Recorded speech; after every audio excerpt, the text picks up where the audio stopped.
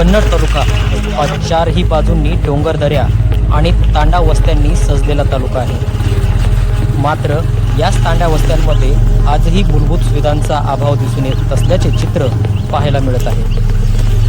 चापानेरपासून अवघ्या 7 किलोमीटर अंतरावर असलेल्या रामनगर तांडा वस्तीचीही अशीच काहीशी परिस्थिती. जवळपास 150 लोकसंख्या असलेल्या या वस्तीला जोडणाऱ्या रस्त्याची गेल्या अनेक वर्षापासून दुरवस्था झालेली दिसून आली.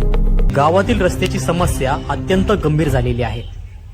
गावचे सरपंच यांनी रस्त्याच्या कामासाठी आपल्या परीने मदत केली, मात्र ही मदत अपुरी पडत असल्याने गावकऱ्याच्या अडचणी कायम आहेत आणि गावाचा विकासही अपेक्षित पद्धतीने होत नाही. गावातील रस्त्याच्या समस्या व्यतिरिक्त शाळेचीही गंभीर समस्या आहे, हे देखील आम्ही जाणून घेतले. सध्या आपण कन्नड तालुक्यातील बुधमा रामनगर परिसरातील जिल्हा परिषद शाळेमध्ये आलेलो आहोत. दिवसांदिवस जिल्हा परिषद शाळेचा दर्जा हा कमी होत असताना दिसू लागलाय. विद्यार्थी पटसंख्या कमी होत असताना दिसू लागल्या. नेमका याला कारण काय, तसेच यावर उपाय देखील काय करता येऊ शकतं, या संदर्भात आपण विचारणा करण्यासाठी इकडच्या वरिष्ठ शिक्षकांना भेटायला आलेलो आहोत. सर नमस्कार. तर आम्ही आज या ठिकाणी जिल्हा परिषद शाळेला भेट दिली. आज स्वातंत्र्याचा दिवस मोठ्या उत्साहात साजरा केला जातो, परंतु इथं आल्यानंतर पटसंख्या आम्हाला खूप कमी वाटते. नेमकं काय कारण आहे मला सांगतो? सगळ्यात महत्त्वाचं कारण, ग्रामीण भाग म्हटलं, खेडेगाव म्हटलं की या ठिकाणी गावात सुखसुविधा ज्या काही असतात, भौतिक गरजा आहेत, या ठिकाणी गावात देखील उपलब्ध नसतात आणि काही कमतरता शाळेत देखील असतात.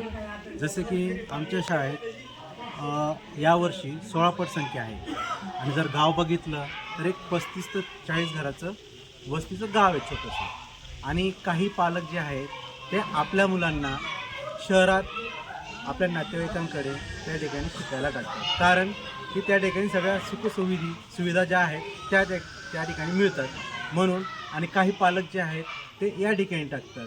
दुसरी एक गोष्ट आहे की काही मुलांचे जन्मदाखले नाही आहेत, आधार कार्ड नाही आहेत, असे जे मुलं आहेत ते आपल्याला ऑनलाईनला देखील दिसत नाही.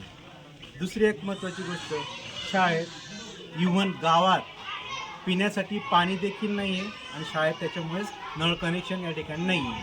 दुसरं, शाळेला वॉल कंपाऊंड आणि दुसऱ्या ज्या गोष्टी आहेत भौतिक सुविधा ज्या आहेत ते आम्ही शासन स्तरावरती या ठिकाणी लेखी पुरावा त्या ठिकाणी दिलेला आहे. ग्रामपंचायत, गटविकास कार्यालय तसंच आमची पंचायत समिती या ठिकाणी आम्ही पाठपुरावा करत आहोत आणि काही दिवसातच समजा त्या सुविधा आपल्यापर्यंत या ठिकाणी पोहोचतील. तर पालकांना तुम्ही काय मेसेज देणार जिल्हा परिषदेच्या प्रवेशपत्रावर? तर जिल्हा परिषद शाळांमध्ये पटसंख्या ही वाढली पाहिजे. त्यासाठी केवळ शाळेचा किंवा शासनाचा सहभाग असून उपयोग नाही, तर त्यासाठी पालकांनी उत्स्फूर्तपणे सहभाग घेतला पाहिजे. त्याचं उत्स्फूर्त उदाहरण म्हणजे आपण महाराष्ट्रामध्ये पाहतो की पुणे जिल्ह्यातील जालिंदर नगर ही शाळा आहे किंवा वाबळेवाडी या शाळा आहेत. तर या शाळांमध्ये पालकांनी आणि शाळेनी या दोन्हींनी मिळून, कारण प्रत्येक नाण्याला 2 बाजू असतात, पण त्या दोन्ही बाजू जरी आपण वापरल्या तर या पालकांनी आणि शिक्षकांनी या दोन्हींनी मिळून जर शाळेचा विकास केला तर शाळेची निश्चितच भौतिक सुविधेची प्रगती होईल आणि त्याबरोबर गुणवत्ताही सुधारेल. कारण गुणवत्ता सुधारण्यासाठी शाळेबरोबर पालक आणि ग्रामस्थ यांचाही खूप मोठा सहभाग असला पाहिजे. पालकांनी मुलांकडून जो काही दिलेला अभ्यास आहे किंवा जे काही दिलेला जो काही गृहपाठ आहे तो सुद्धा पालकांनी पूर्ण करून घेतला पाहिजे. आणि विशेष म्हणजे मुलींना आणि मुलांना शाळेमध्ये त्यांनी उपस्थित किंवा त्यांना प्रवेशित करून त्यांची उपस्थिती टिकवली पाहिजे. यातूनच शाळेचा भौतिक आणि गुणवत्तापूर्ण विकास साधला जाईल. तुझं नाव काय? वैभव चव्हाण. तू या शाळेचा माजी विद्यार्थी आहे का? हो.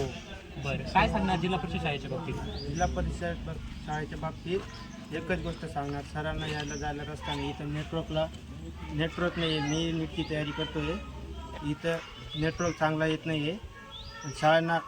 सरांना ऑनलाईन शिकवता येत नाही, आम्हाला पण शिकता येत नाही आहे. दुसरी काही गोष्ट नाही, एक रस्ता आणि नेटवर्क, पाण्याची सुविधा. बरोबर बोलला भैया, कारण ज्यावेळेस आम्ही इकडे येत होतो त्यावेळेस या गावामध्ये नेटवर्क, इंटरनेटचा बराच अभाव आहे. म्हणजे बऱ्याचदा शिक्षकांना यासाठी शिकवण्यासाठी नेटवर्क असणं गरजेचं आहे, परंतु इंटरनेट व्यवस्थित काम न करत असल्यामुळे ऑनलाईनचे कामं या ठिकाणी ठप्प पडतात. बरोबर. तर दादा, या संदर्भात तू शासनाला काय सांगशील?